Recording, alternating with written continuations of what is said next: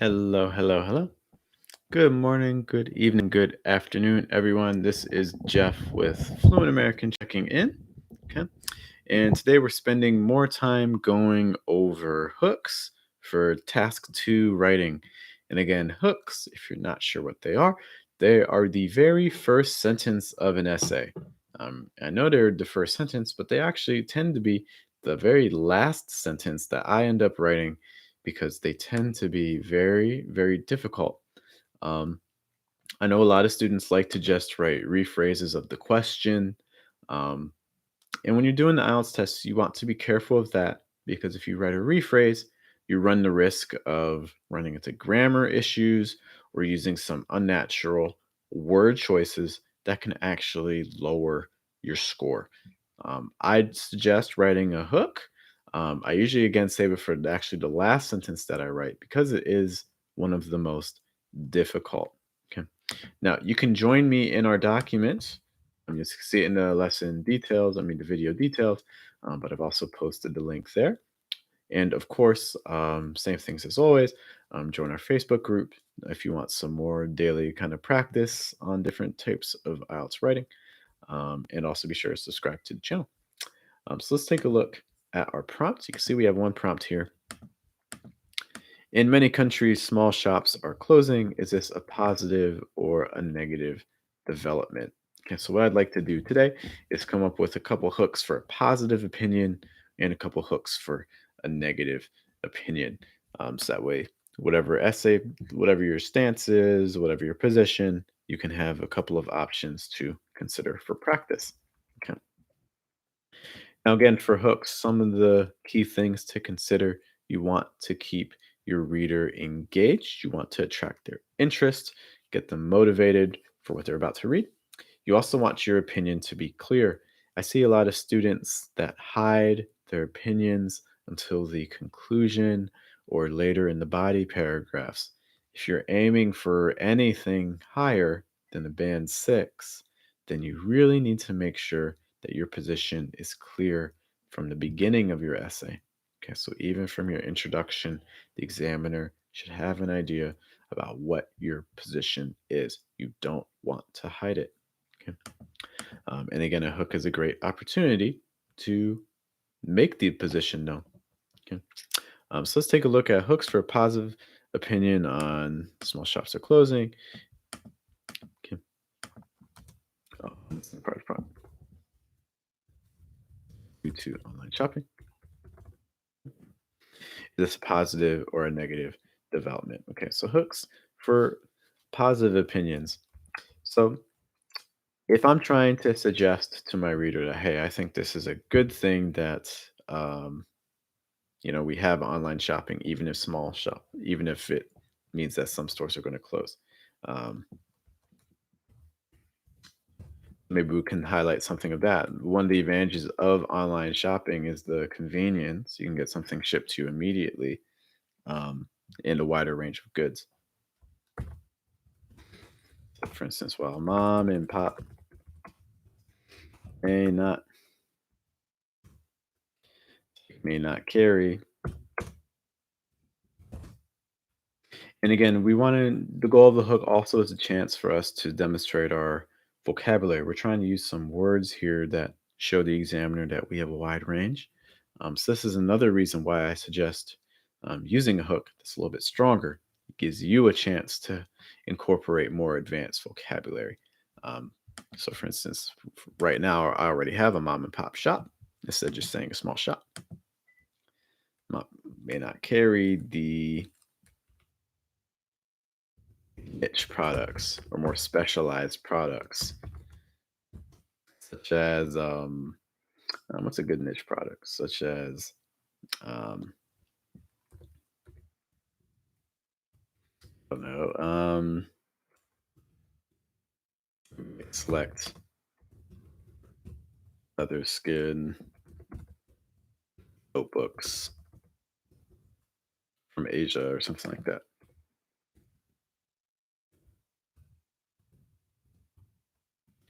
Or let's try to give another one. Or parts to make Um,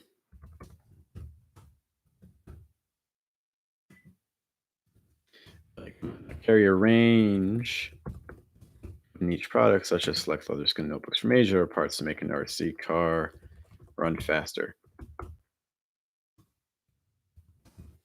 Online shopping. Online stores are able to meet this diverse demand. This is just one quick example of a positive opinion. So we're basically saying, like, look, mom and pop shops, like they can't carry all these different products that I'm looking for. Whereas if I'm looking at things online, I have a much wider range of goods to choose from. Guess that could be one positive hook that we could start this essay with. Okay, so again, this would be the very first sentence. Let's see if we can come up with maybe one more of a positive hook to use. Okay. So maybe something, another advantage of online shopping besides the convenience and the range of goods is maybe the pricing. So maybe we can, our next advantage can focus more on price. Okay. Smaller shops. Um, maybe we can talk, let's maybe start off with the price of online shops. Um, shopping, shopping on Amazon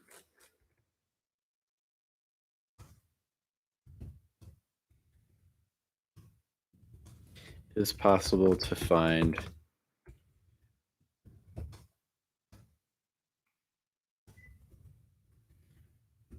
sellers, it's possible to find sellers that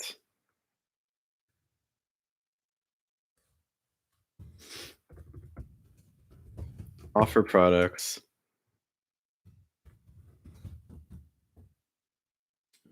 products at a price that smaller stores can find difficult to compete with.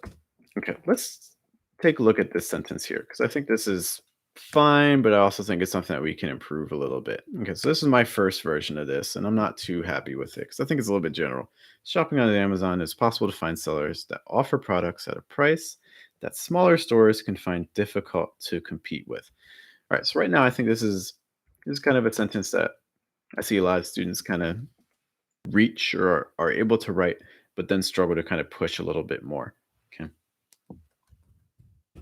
So I think the biggest issue with this is that it's staying a little bit general. So let's try to find a point where we can make things a little bit more specific. Okay. So when we say offer products is a little bit general. Okay. The price that smaller stores can find difficult to compete with. Maybe we can actually name some specific prices. Okay. Um,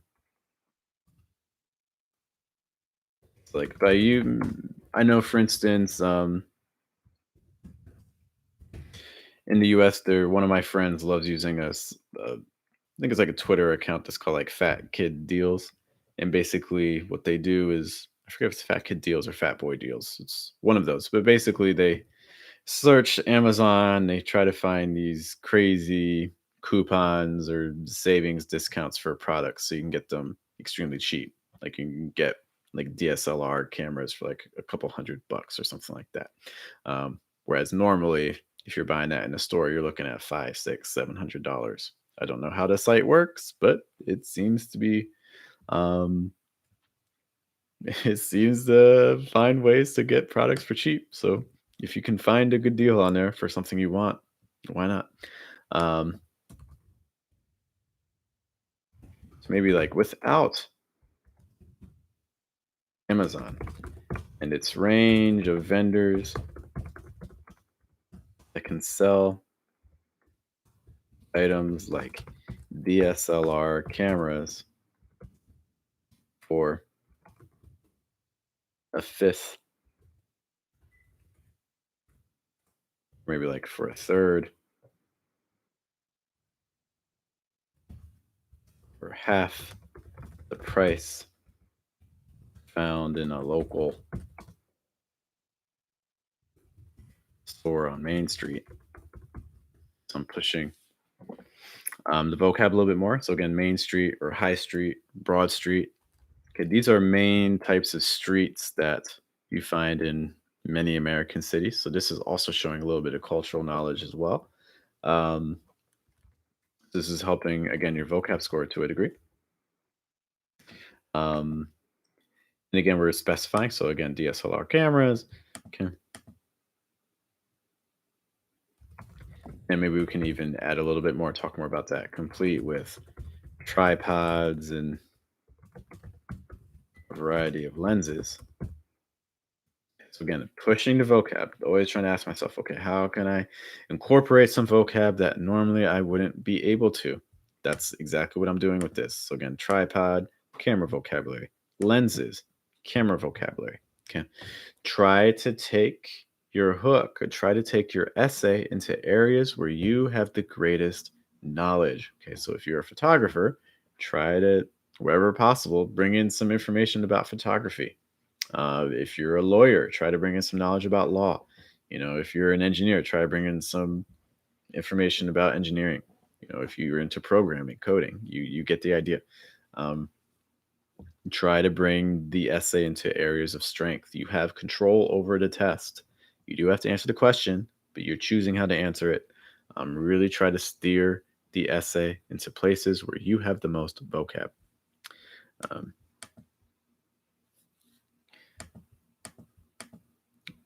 so without Amazon, it would become much more expensive to go shopping. Okay. So again, this essay to me is suggesting that the author is in favor of this position. Okay. So again, we're talking about hooks for positive opinions. Okay. That gives us 3. The first one I think is okay. The second one I thought we needed to work on. So then we wrote the third one, and I think the third one is a little bit stronger. I think it's a good adaptation of that second. Okay. So those are some examples of some hooks for a positive opinion. Just going to color this to make it a little bit easier to identify. Let's now take a look at hooks for a not so positive opinion, a negative opinion. So we're going to have the opinion that it's not so great that these small shops are closing.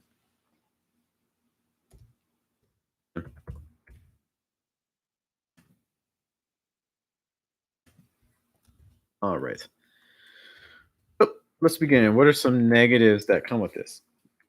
Well, I guess we could start off with the local economy. If a mom and pop shop is closing, that means that people in a neighborhood in a specific area aren't going to have employment. Okay, whereas online, your money is going to someone else who could be miles, if not countries, away from you. So let's talk about that in a little bit more detail, maybe.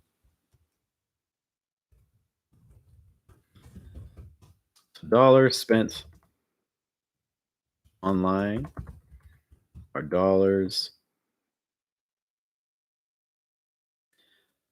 funneled away from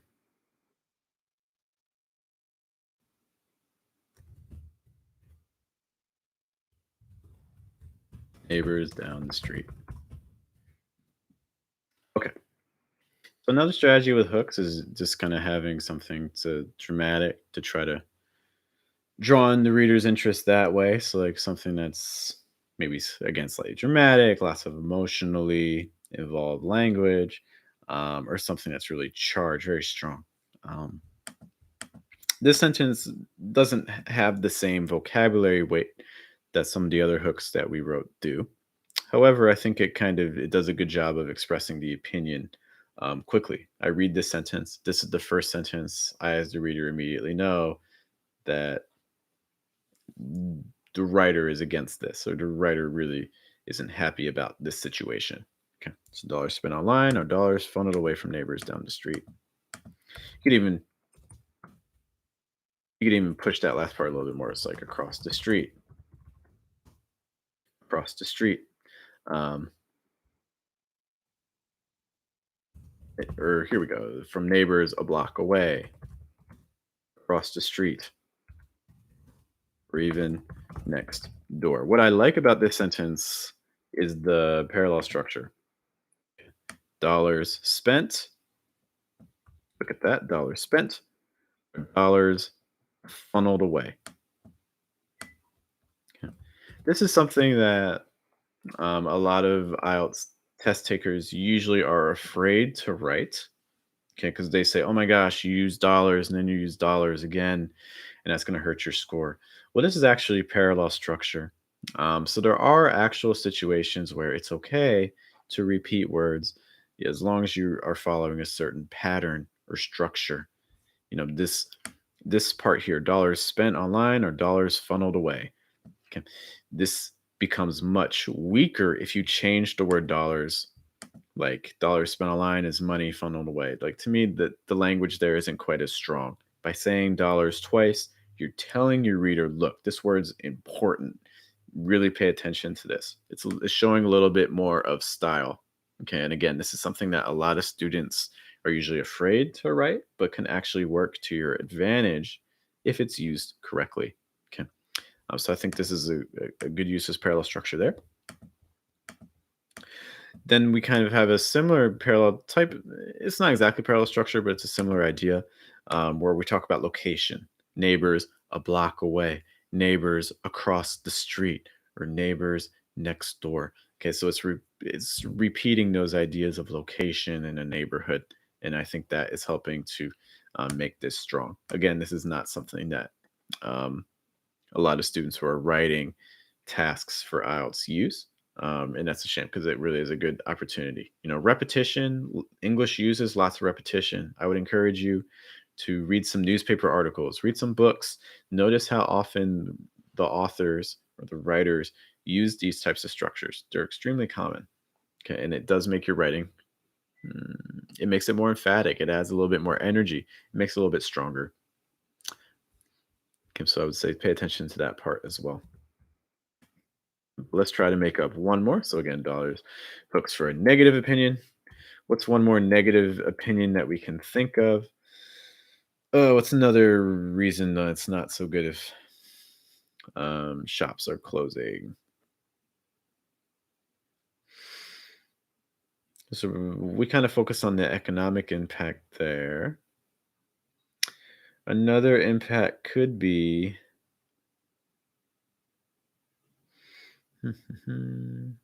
maybe we could talk about human interaction to a degree. Okay, so when you are buying things online, you are really just interacting with a computer screen.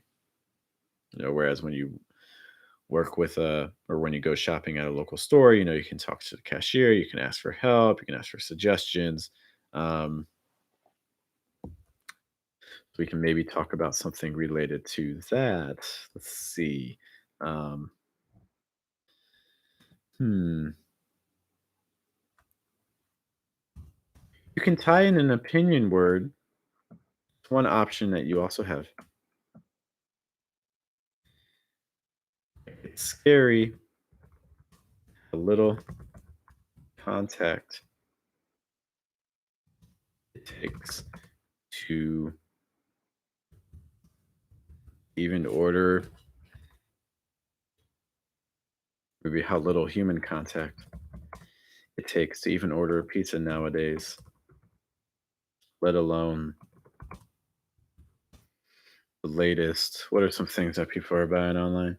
Um,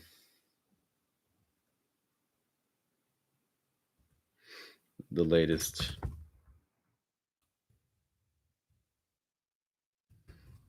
science,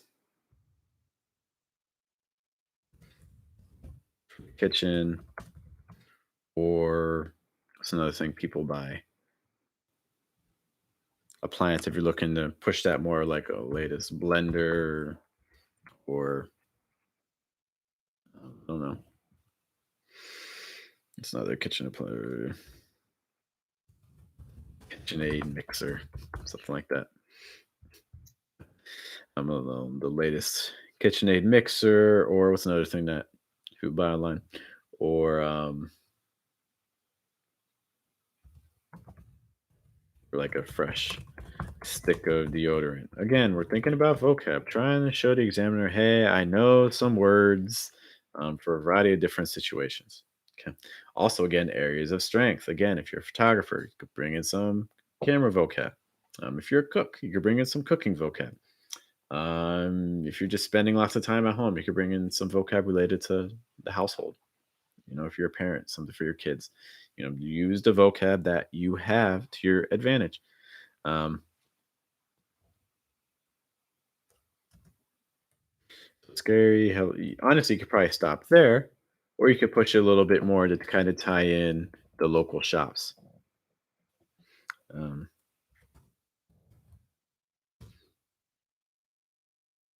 it's like wow, the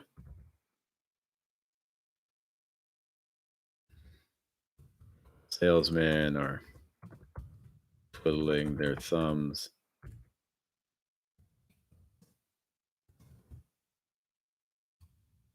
Local electronics store counter, something like that.